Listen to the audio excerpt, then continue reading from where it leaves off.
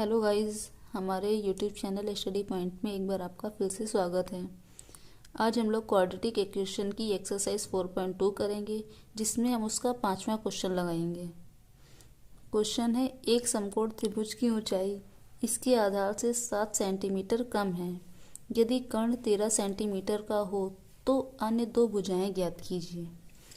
एक बार क्वेश्चन को फिर रिपीट कर रहे हैं। क्वेश्चन कह रहा है, एक समकोण त्रिभुज की ऊंचाई इसके आधार से 7 सेंटीमीटर कम है। यदि कर्ण 13 सेंटीमीटर का हो तो अन्य दो भुजाएं ज्ञात कीजिए।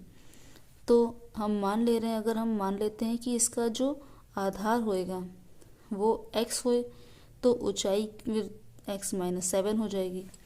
तो हम इसको सॉल्व करते हैं। हम मान लेते हैं, माना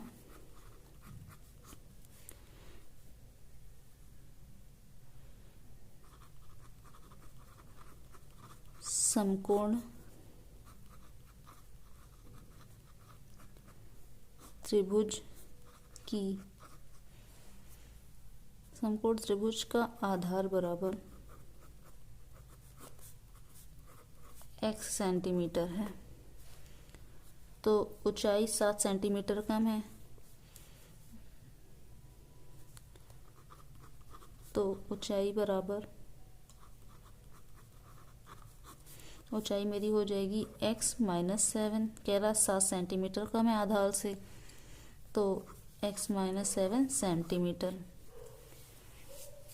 फिर कह रहा है क्वेश्चन, अन्य दो भुजाएं ज्ञात करनी है।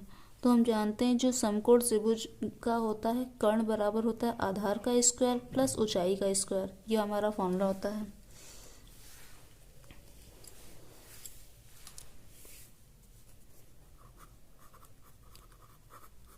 चूंकि समकोण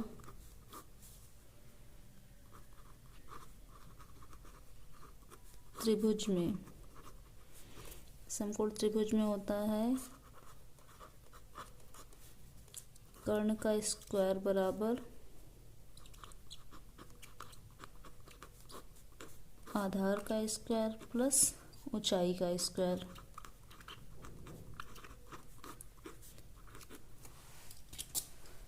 तो हम यहाँ से कर्ण बराबर निकाल सकते हैं।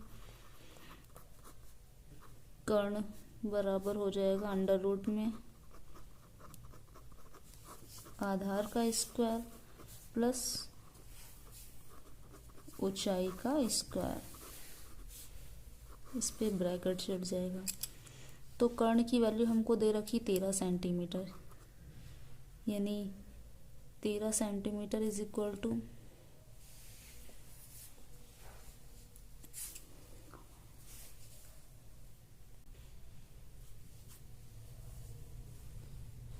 कर्ण हमको 13 दे रखा था अंडर रूट में, आधार हमने x माना था, यानी x का स्क्वायर हो गया, प्लस जो ऊंचाई थी वो x-7 का होल स्क्वायर हो गया।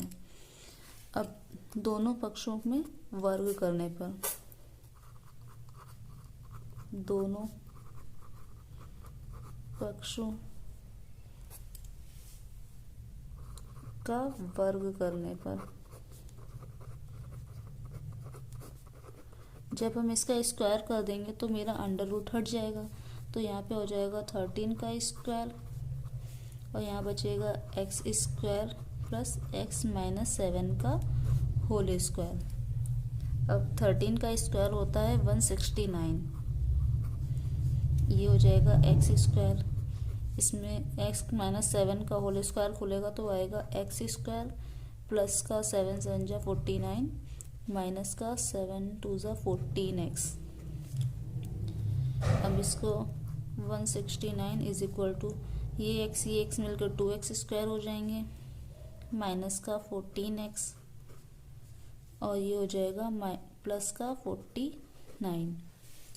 इसको भी इज इक्वल टू के इधर कर लेंगे तो मेरा आ जाएगा x स्क्वायर, ये 2x स्क्वायर माइनस का 14x माइनस का 169 प्लस का 49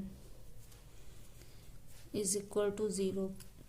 अब ये 2x स्क्वायर माइनस का 14x, ये 169 में से 49 जाएगा तो मेरा आएगा माइनस का आएगा, ये 0 हो जाएगा। 6 में से 4 गया 2 और ये 1, 120 बचा इज इक्वल टू 0। अगर इसमें से हम 2 कॉमन ले रहे हैं तो मेरे पास आएगा एक्स स्क्वायर माइनस का 7x माइनस का 60 इक्वल टू 0 के। अब इस 2 को हम 0 के इक्वल कर देंगे तो मेरे पास जो आएगा दोगा समीकरण एक्स स्क्वायर माइनस का 7x माइनस का 60 इज इक्वल टू 0 के। अब इसके फैक्टर कर लेंगे। फैक्टर करने के लिए हमको इनटू करने पर 60 आना चाहिए और माइनस करने पे 7 आना चाहिए। तो यहाँ पे हम रफ बना ले रहे हैं। अगर हम 12 माइनस 5 करते हैं तो 7 आ जाएगा और 12 इंटू 5 करते हैं तो 60 आ जाएगा।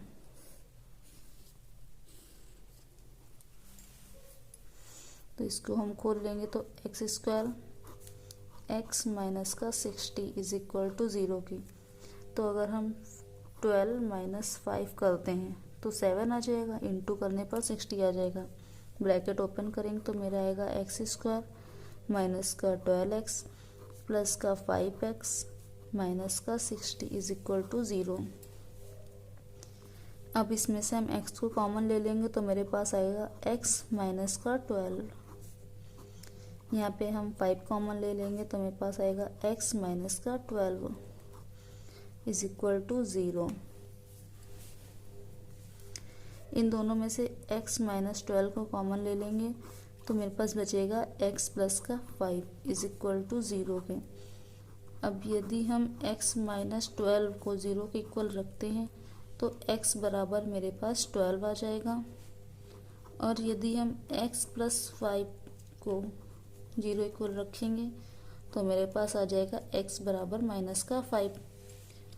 चूँकि जो त्रिभुज की भुजाएं होती हैं वो ऋणात्मक नहीं होती हैं, इसलिए जो मेरी धनात्मक वैल्यू आएगी यानी जो पॉजिटिव वैल्यू आएगी सिर्फ वही ली जाएगी।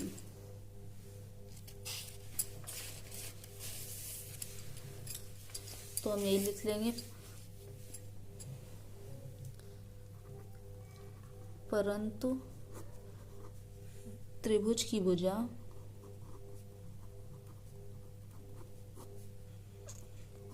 निगेटिव नहीं होती हैं, अतः x बराबर 12 रखेंगे। तो जो मेरा आधार आया था